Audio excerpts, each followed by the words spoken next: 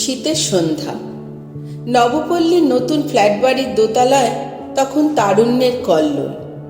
ঘরের দেয়ালে plastic emulsion, মেঝেতে শ্বেতপাথরের শীতল জেল্লা। নীলার বন্ধুদের আড্ডায় ঘর মম করছে কফি আর দামি পারফিউমের গন্ধে। নীলা এ বাড়ির গিন্নি, সদ্য বিবাহিতা। তার স্বামী বাবুল এ এলাকার উদীয়মান ডাক্তার। রোগীদের ভিড় সামলে তার ফিরতে দেরি। বন্ধুদের মাঝখানে বসে নীলা যখন খিলখিল করে হাসছিল, তখন পর্দার ওপাশে একটা ছায়া থমকে দাঁড়ালো। লাঠি হাতে এক বৃদ্ধ, পরনে একটা পুরনো খদ্দরের চাদর, যা সময়ের ঘষায় অনেকটা বিবর্ণ। তিনি অবিনাশবাবু, বাবুলের বাবা। কাপা গলায় ঘরের দরজার কাছে এসে জিজ্ঞেস করলেন, বলি ও বৌমা, বাবুল কি ফিরল? নীলা ভ্রু কুঁচকে গেল। বন্ধুদের সামনে এই পুরনো মানুষটার উপস্থিতি যেন তার রুচিতে লাগলো। সে উত্তর দেওয়ার আগেই সত্যব্রত বলে উঠল, আসুন মেসোমশাই, ভেতরে আসুন। অবিনাশবাবু ইতস্তত করে ঢুকলেন। সত্যব্রতর পাশে বসতে বসতে বললেন, তোমরা সব বাবুলের বন্ধু? ও খুব মেধাবী ছিল ছোট থেকে, বুঝলে। হ্যারিকেন জ্বালিয়ে রাত জেগে পড়তো, আর মনোরমা মানে বাবুলের মা পাশে বসে তালপাতার পাখা দিয়ে হাওয়া করে করে ঘুমে ঢুলে পড়ত। নীলার সহ্য করতে পারল না। গম্ভীর মুখে শাসনের সুরে বলল, বাবা আপনি ও ঘরে যান, অনেক রাত হয়েছে, শুয়ে পড়ুন গিয়ে, আমরা একটু জরুরি গল্প করছি। বৃদ্ধের মুখের উজ্জ্বলতা নিমেষে নিভে গেল। তিনি তড়িঘড়ি উঠতে গেলেন, কিন্তু সত্যব্রত তার হাতটা চেপে ধরল।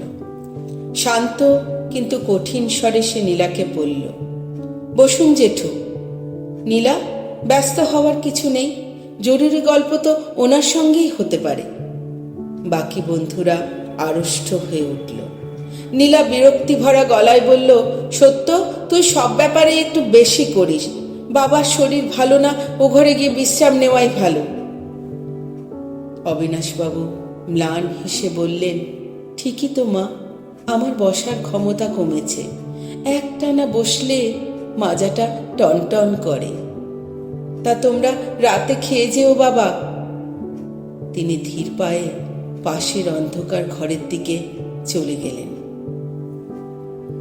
নীলার এক বন্ধু উপহাসের সুরে বলল, কিরে সত্য, তুই তো দেখছি আইডিয়াল সুপুত্র হওয়ার প্র্যাকটিস করছিস। তা বুড়োটার জীবন কাহিনী আর কতটা বাকি? সত্যব্রত এবার উঠে দাঁড়ালো।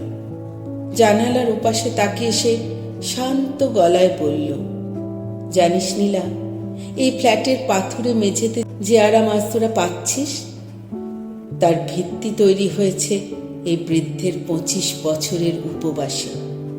বাবুল আজ ডাক্তার, কারণ ওর বাবা পুজোর নতুন জামা কেনেননি। নিজের চিকিৎসার টাকা বাঁচিয়ে ছেলের টিউশন ফি দিয়েছেন। আজ তোরা যখন আড্ডা দিচ্ছিস, তখন একবার ভেবে দেখেছিস এই ঘরে তোদের আসার অধিকার তৈরি করে দিয়েছেন ওই মানুষটাই? ঠিক এই সময় সদর দরজার চাবি ঘোরার শব্দ হলো। বাবুল ঘরে ঢুকেছে, তার চোখে মুখে ক্লান্তির ছাপ। সত্যব্রত তার দিকে তাকিয়ে বলল, বাবুল, বাইরে থেকে রোগী দেখে আসছিস তো ঠিক আছে, কিন্তু ঘরের সবচেয়ে বড় পেশেন্ট যে একাকিত্বে ভুগছে, তাকে কি একবার দেখেছিস? উনি তোদের কাছে টাকা চান না রে, শুধু একটু মানুষের সঙ্গ চান। বাবুল স্তব্ধ হয়ে দাঁড়িয়ে রইল। নীলাও মাথা নিচু করে সোফার কোনায় বসে রইল। সত্যব্রত তার ব্যাগটা তুলে নিয়ে দরজার দিকে এগিয়ে গেল। যাওয়ার আগে শুধু বলে গেল, তুই আজ মোহনায় দাঁড়িয়ে সমুদ্রের গর্জন শুনছিস নীলা, বড় সুন্দর সেই শব্দ।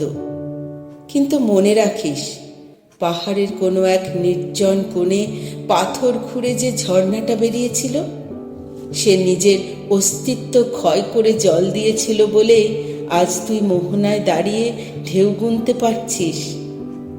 পাহাড়কে অস্বীকার করে সমুদ্রের কাছে পৌঁছানো যায় না রে।